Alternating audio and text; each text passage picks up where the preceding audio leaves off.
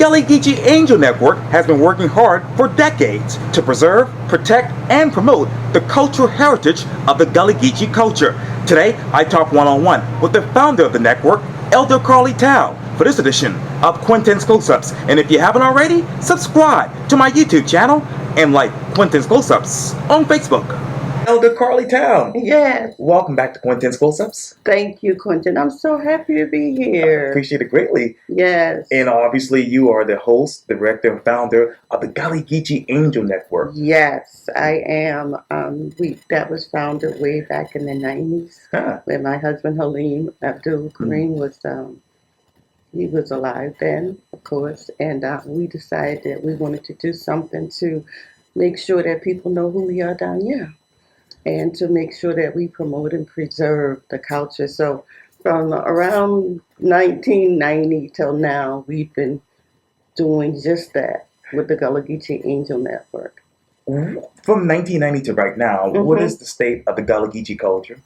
Oh, the state of the Gullah Geechee culture is still vibrant, and more people are understanding what it is, who what it means to be Gullah Geechee, and I feel like there's a kind of a renaissance going on, and people are embracing it. But then there's also some challenges as well. You know, we have land loss, and then we have high water. You know, the water is rising in our communities, and so those are some of the things that the Gullah Geechee Angel Network have noticed over the years. Yes. But we did see an impact on people understanding more about how we can preserve the culture. What resources, from a Gullah Geechee perspective, can you do to preserve those resources? Well, we actually worked and had events and used our own resources sometimes to make sure that people understand the culture, and to make sure we keep that visible out there and have a sign saying we be Gullah Geechee anointed people. And so the resources that we have has come actually from the community of people who were very what do you say, stakeholders. The stakeholders. And of course, Queen Quet has played a very important part in it, and she's one of our people. She's one of the people that has really gone to all. I always talk about it, 50 states and some countries talking about Gullah Geechee culture, and that's important because I feel like the more people that know about how we have held on to our culture here, you know, would give them some idea that maybe they could do the same thing in their communities. Who are the stakeholders in the Gullah Geechee culture?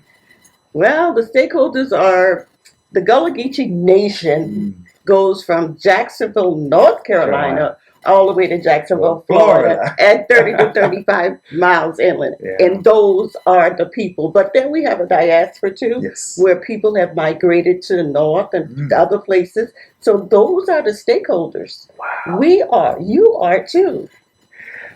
How many people have migrated to this particular area since this nation network has actually been established? Oh, I don't know the numbers, but there's a lot of people that have come here because of what they heard about the Gullah Geechee people. A lot of people come to learn from us. Some come to just partake in all the environmental things on the coast and stuff, and that's sometimes an issue because people start building on the coast and stuff, and you know, we already have an issue with flooding. So so most people come here and some want to stay. We say, come help us, you go back, because we need to make sure that we preserve not only the culture, but we preserve the land and the waterways. How did flooding, how did land use and land preservation, how did all of these become issues over the past 20 years? No, I don't think it has become an issue. It's probably been an issue a long time because Charleston is a peninsula, and it was built. It was built over water and stuff, and so that with that in mind, over years and years, and if we don't do something to kind of help the situation with the water flowing Right. and high tide and all that, then these things happen. Flooding starts to happen. So there's a lot of, we're working on projects right now, but there's a lot of issues that we find that causes this influx of water and flooding and stuff like that. So we are the ones and to help find ways so that we would be here in the next 50 years, because that could be an issue if that's not taken care of. But what are the other hidden issues that we don't know about? Well, there's a lot of hidden issues because I'm reading this book, and I remembered some of the stuff, but I just put it aside. Sure. But some of the issues is that we have the glaciers are melting, so that's going to be an issue. The Gulf course, on the Gulf, there's water, and the water is, may not be able to warm. It's not warm like it should be, and it might not be able to block us from some of the storms and stuff coming. So some of those things like that, these are nature-based things, right. But then also we have some human things, like, we may not take care, we may not be the stewards that we should be, like taking care of the water, making sure we don't throw trash in the water and stuff like that. What else should we be stewards of? I think we should be steward of the land too, because I truly believe that our ancestors who bought land and left land for us, that they could have not done that. So it's a sacred thing that they have actually left this land, and we get to partake and be a part of it and be a stakeholder in it. So we should find a way to make sure that we hold on from the land. What resources are people using, particularly in the Gullah Geechee Angel Network and the culture, to hold on to these lands? Well, right now you just have to do, some people do different things. Well, like with me, what I'm doing, I'm having events. Sure. And the events are part of like a fundraiser to help with different things, because right now where I'm at in the city, it's very, very expensive. Wow. And so you have to find ways to make sure that you have taxes, because taxes could be an issue. Yeah. Upkeep is very important. Sure. So, and then you get buy-ins. Right. And so I'm always looking for buy-ins for somebody to say, okay, I can help, because we need to hold on to this. Because it's not just about me, it's about we. When I walk in a room, I don't walk in by myself. I walk in with all my ancestors. And so I am honored that they would have thought of me enough to leave something for me to do with the land. So I definitely is a person who's going to hold on to the land as long as I can. And like I say, and we said in the play, in the film, with Taekwon Morton is the writer and the producer of High Water. Yeah, of High Water, over my dead body.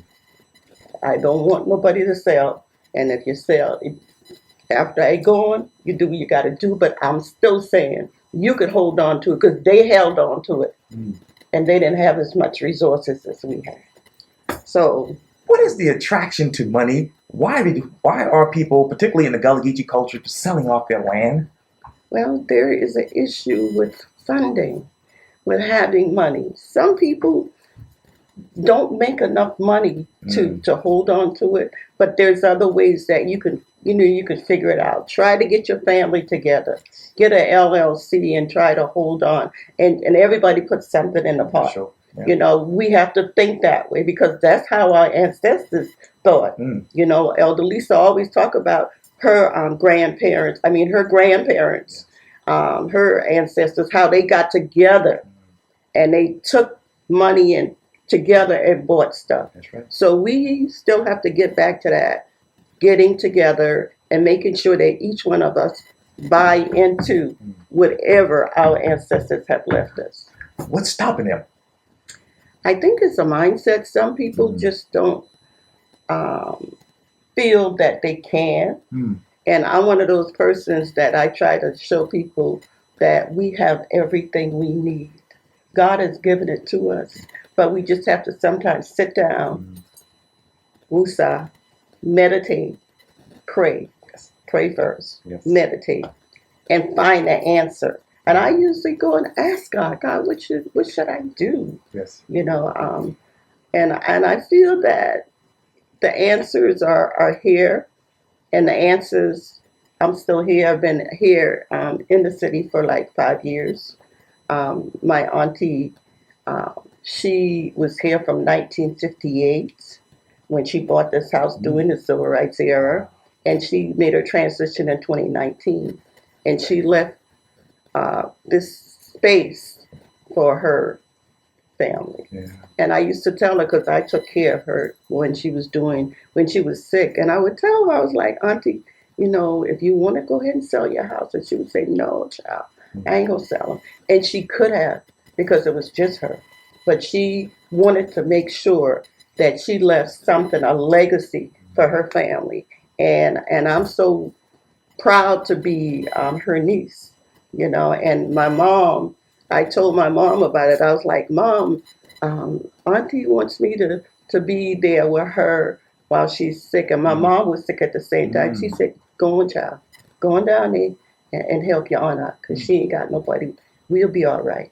And my mom has a house on the hike, and Yes. that's another space that we came together as a family, and we just make sure that we pay the whatever is Sure. needed. But then it shows too, when you have land, you always got a place to stay, even if you got a pitch of tent.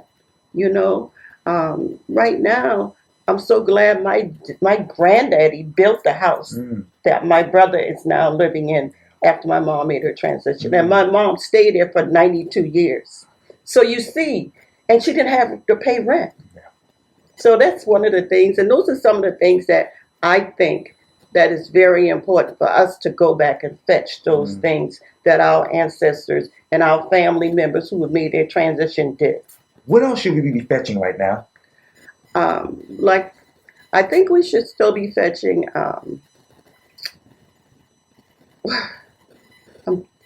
Still move forward, but yet go back and look at how our ancestors did some things so that we can use those tools to move forward, but move forward. And I believe that the younger people can help us with that, because I had this program called Tech Up, Step Up, where the young people would come and teach us technology, and we would teach them the traditional ways, and the cooking and stuff like that.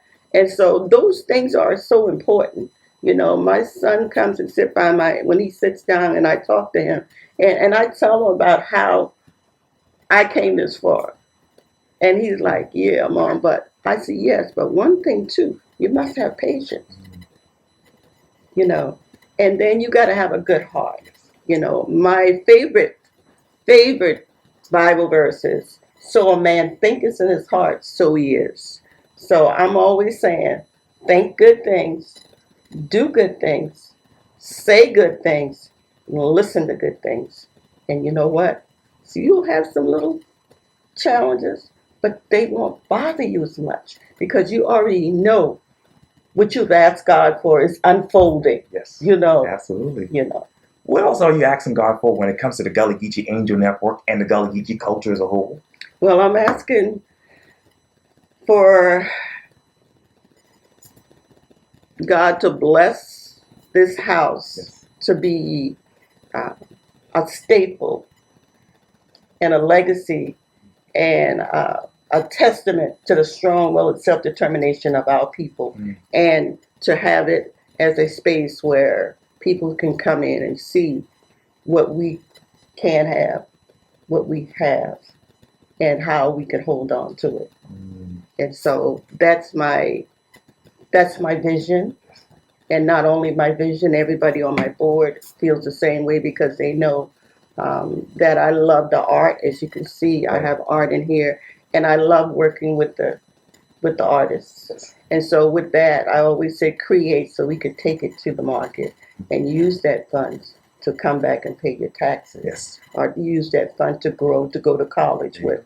But yeah, so that's I know that's a lot. As a matter of fact, I want to get you back on Quintin's close-up so we can talk about the flooding and how to preserve land and other issues within the Gullah Geechee culture that you want to take established. Right. But for now, Elder Carlie Towne with the Gullah Geechee Angel Network. Thank you for your time again. Welcome back to Quintin's Close-Ups. Thank you, Quintin. Thank you. Peace and blessings. Likewise.